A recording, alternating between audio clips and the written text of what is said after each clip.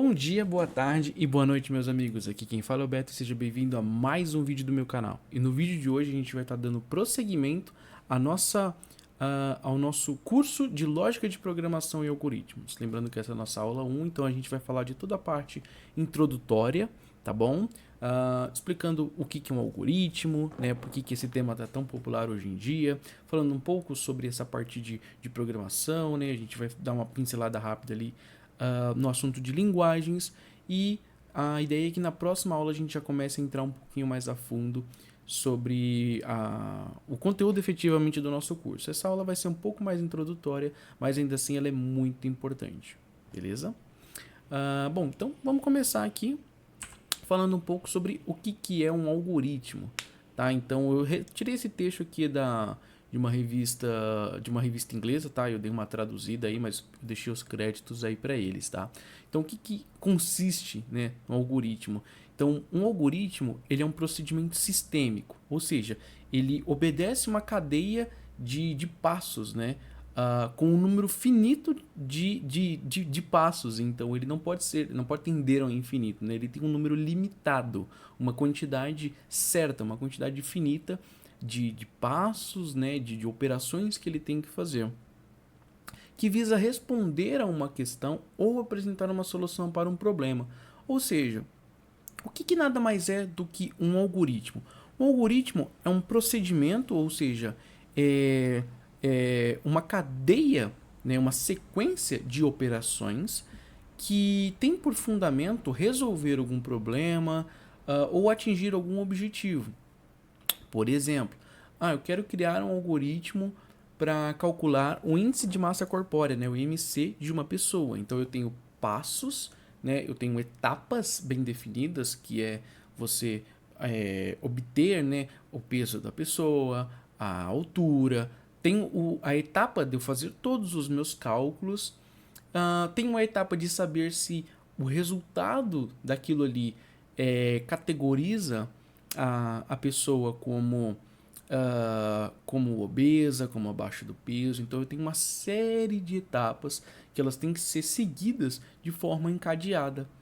Isso é um algoritmo, tá? Então, sempre que você ouvir a gente falando muito, a gente vai falar muito sobre algoritmo no decorrer do curso e também no dia a dia, né? Você já sabe o que é um algoritmo, tá bom? É uma definição extremamente simples, tem mais N outras coisas que a gente pode acrescentar, mas eu achei essa definição bem curta, bem direto ao ponto, beleza? Então, vamos entender um pouquinho mais de como que funciona de fato um algoritmo.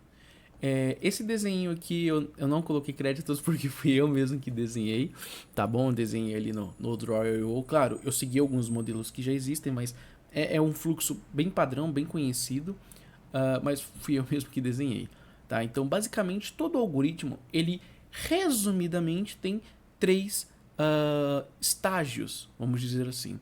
O primeiro estágio é o estágio de entrada, ou seja, quais dados, quais informações eu preciso para que o meu algoritmo obtenha sucesso naquilo que ele precisa fazer. Então, vou citar de novo o exemplo do IMC, tá bom? Quais informações eu preciso do meu usuário, né, para que eu consiga calcular o índice de massa corpórea dele? Quais dados eu preciso obter? Quais informações? Isso é o que a gente chama de entrada, né? É o funil a qual vai reunir os dados que nós precisamos, as informações que nós precisamos. O segundo passo, né, o segundo estágio, é o processamento. É onde de fato aquelas informações, aqueles dados vão ser compilados, né, ou seja, vão ser realizados os cálculos, vai ser realizado todas as operações necessárias com aquelas informações para que a gente atinja o nosso objetivo, né, que é aquele conjunto de etapas que a gente viu no primeiro slide, tá bom? E o terceiro estágio vai ser a saída, ou seja, é o produto, é o resultado de todo o meu processamento.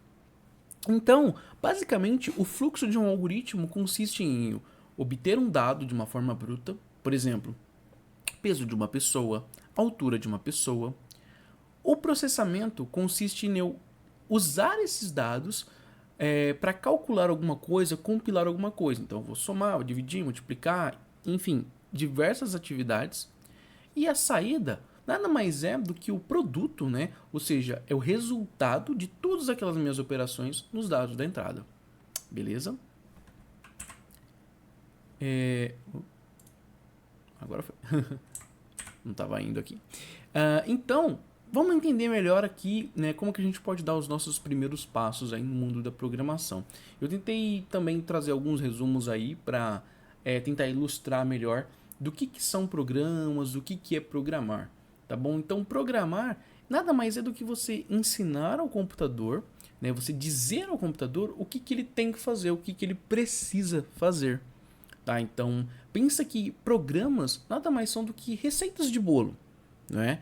A qual você tem que escrever e passar para o computador para ele saber o que ele precisa fazer, como ele precisa fazer, quando ele precisa fazer, tá? Bem similar a uma receita de bolo, tá?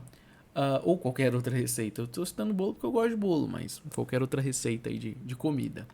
Né? A gente vai passar essas instruções para o computador e vai dizer, computador, faça isso, com X informações em X tempo, e ele vai tratar de fazer isso pra gente. Então, isso que é programar. Eu instruir, eu passar as instruções para o computador.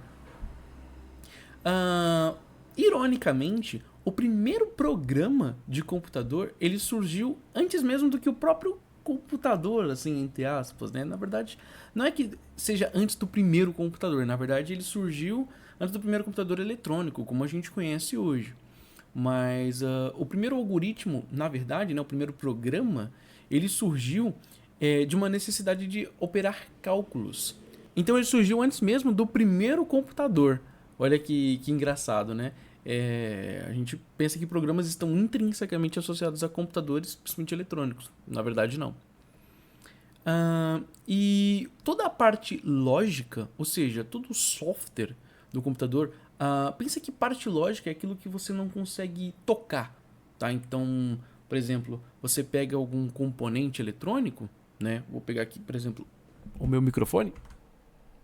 Isso aqui é uma coisa física, né? Eu consigo tocá-la, né? Eu consigo senti-la. Então, isso é o que a gente chama de hardware. Tudo aquilo que você toca, tudo aquilo que você toca é um hardware. Aquilo que você não consegue tocar, ou seja, a parte lógica, ele pode ser caracterizado como software, tá bom? Então toda a parte lógica, né, todo o software, ou seja, sistemas operacionais, navegadores, antivírus, aplicativos, jogos, imagens, fotos, imagens, vídeos, músicas, enfim, tudo que você quiser é feito por programas, tá? Então cada um ali tem as suas particularidades, né? Obviamente, alguns têm algumas semelhanças, mas tudo na verdade são programas, tá? Tudo na verdade são regidos por programas. Do caso que eu citei das fotos, dos vídeos e músicas, eles na verdade são arquivos, né? Não são exatamente programas. Mas, por exemplo, você pode usar um reprodutor de música para escutar a sua música. Você pode usar um reprodutor de vídeo para escutar o seu vídeo. E esse reprodutor, ou player, né, como o pessoal costuma chamar, nada mais é do que um programa, tá bom? Eu estou gravando essa aula agora no OBS, que é um programa, tá? Então, para você entender como que programas fazem muito parte do nosso dia a dia. Essas apresentações eu fiz através de uma ferramenta de escritório, né, que é o LibreOffice, também é um programa. A minha máquina agora está rodando um sistema operacional. Esse sistema operacional também é um programa, um conjunto de programas, na verdade. Mas aí vem a pergunta, né? Como é que são criados, como é que são desenvolvidos programas de computador? Muito simples, meu caro gafanhoto. Através das linguagens de programação. Linguagens de programação nada mais são do que as formas de comunicação entre os humanos e os computadores. Assim como a gente se comunica entre si, através de diversos idiomas, inglês, português, espanhol e qualquer outro, os computadores também têm as suas próprias linguagens. Só que eles precisam dessas linguagens para conseguir se comunicar entre si e nós nos comunicarmos com eles. Mais a gente se comunicar com eles, mas enfim. E então, essas linguagens nada mais são do que formas da gente passar aquelas instruções do algoritmo para o computador. Beleza? É importante salientar que a gente tem diversas linguagens de programação no mercado hoje em dia, e cada linguagem ela pode seguir um ou mais paradigmas de linguagem. Tudo depende da própria linguagem. Mas o que são paradigmas de linguagem, né? Então, paradigmas de linguagem, o que são na verdade, né? São padrões que a linguagem pode ou não seguir, que vão adicionar algumas características para que facilite e principalmente para que padronize a construção de softwares através dessas linguagens. Tá? Então, a gente tem vários paradigmas atualmente, tá? Mas eu queria destacar 5 aqui que acho que são os mais famosos, os mais usuais hoje em dia. O primeiro é a programação estruturada, tá? Ela é bem antiga, isso lá em 1970 já se fazia programas com programação estruturada, tá bom? A programação orientada a objetos, e essa é muito polêmica, né? Porque muitas pessoas gostam, outras não. Ela acaba sendo um pouco difícil. Ela não é tão atual assim como as pessoas imaginam, mas é muito forte ainda atualmente no mercado. Inclusive, muitas linguagens que respeitam a programação estruturada, né, que se padronizam com programação estruturada, também seguem a orientação a objetos, tá? Que é o que a gente chama de linguagem multiparadigma. Programação orientada a eventos, programação funcional e programação lógica. Essas últimas duas são as que a gente menos vê assim no dia a dia, vamos dizer assim, porque elas já são um pouco mais específicas para finalidades específicas. Por exemplo, programação lógica, era, né, não sei se hoje em dia ainda é, mas ela era muito associada à criação de programas de aprendizado de máquina, né, que usam muita lógica para deduzir e inferir as coisas. Aprendizado de máquina é um dos ramos da inteligência artificial, tá? Só para deixar bem claro. E programação funcional, geralmente ela trabalha com muitos cálculos, né? Então ela cria funções, assim, por se dizer. Tá? Mas basicamente existem outros paradigmas, mas acho que esses aqui são os principais.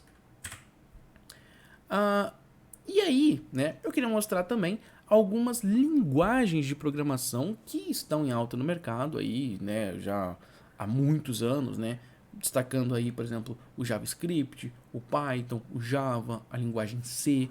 Todas essas linguagens estão em alta e são utilizadas para construir programas nos dias de hoje. E aí cada uma tem a sua particularidade, a sua funcionalidade e constroem coisas diferentes. Por exemplo, o JavaScript ele é mais utilizado para construção de páginas web, pode ser usado em servidores também. O Python ele é muito utilizado na área de ciência de dados, engenharia de dados, pelo poder de processamento que ele tem. A linguagem C ela é utilizada muito a nível de sistema operacional, tanto é que muitos sistemas operacionais são construídos em linguagem C, o próprio Linux mesmo, né? Agora ele está adotando outras coisas, mas sei lá, desde que ele foi construído aí em meados dos anos 80, 90 até 2022, se eu não me engano, ele usava 100% linguagem C em seu coração, né? Então, para mostrar como ela ainda está viva até hoje, mesmo sendo uma linguagem de 50 anos atrás. E aí, para encerrar, eu queria só destacar um pouquinho aqui de algoritmos que a gente utiliza no dia a dia e às vezes a gente até esquece que utiliza ou nem percebe que utiliza. Então, na verdade, hoje os algoritmos estão presentes no nosso dia a dia o tempo todo, né? Por exemplo, redes sociais, tá? Eu não sei se você já percebeu, mas qualquer rede social que você entrar hoje em dia, sempre que você entrar e for rolando lá no feed de novidades, você sempre vai ver que, dependendo daquilo que você curte, dependendo do seu círculo de amizades ou seguidores, dependendo do que você compartilha, dependendo da sua personalidade, a própria rede ela vai te oferecer, ela vai te recomendar certos conteúdos. E isso só é possível graças a algoritmos. Algoritmos que coletam as informações que você apresenta naquela rede social, né? Como eu comentei, por exemplo, as coisas que você curte, o seu círculo de amizades, as coisas que você compartilha. E ele vai trabalhar em cima daquilo para tentar te recomendar conteúdos que ele acha que você vai gostar. Tá? Isso também entra em bastante coisa de inteligência artificial, algoritmos de recomendação e tudo mais. Hoje nós temos também os carros autônomos, né, que são os carros que funcionam sozinhos, basicamente, não precisa de motorista nem nada. Também são regidos por terabytes de algoritmos, né? Então você tem programas lá dentro dos carros que operam com muitas coisas, com sensores, com injeção, com um monte de coisa, né? Então eles trabalham todos entre si, se comunicando extremamente rápido para conseguir simular, né, um motorista humano. Então eles tentam pegar vários pontos que um motorista humano teria que ter e tentam transformar aquilo em computação, né, em programas de computador. Sistemas embarcados também, a gente tem a rodo hoje em dia na medicina, na agricultura, poderia destacar aqui na engenharia também, né? Então, por exemplo, você vai no hospital, você vê um equipamento médico, sei lá, não vou nem dizer raio-x, porque o raio-x já é muito velho, mas algum equipamento para alguma finalidade específica, para algum tipo de exame específico, tem programas, tem algoritmos dentro daquele negócio, tá? E por último, mas não menos importante, a própria bolsa de valores, né? Eu não sei se você sabe, mas basicamente todas as operações, né, as cotações realizadas pela bolsa também são regidas por algoritmos, são regidas por programas de computador que ficam calculando o tempo inteiro, tá? E aí, assim, a gente pode citar mais diversos exemplos, tá? O GPS, hoje em dia, ele utiliza também, o GPS que a gente tem nos celulares, por exemplo, ele utiliza dezenas de cálculos em forma de algoritmo para saber a sua localização, enfim, a gente pode citar diversos exemplos aqui, tá bom? Mas calma, que essa foi só a nossa primeira aula, tá bom? Na aula 2 aí a gente já começa a engrossar um pouquinho mais o caldo e já começa a entrar um pouquinho mais a fundo nas características de algoritmos, nas características de lógica de programação.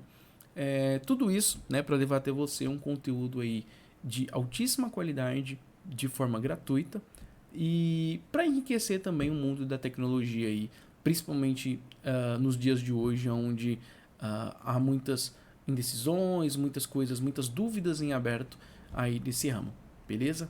Muito obrigado por ter assistido até agora e vejo você no próximo vídeo. Tchau, tchau.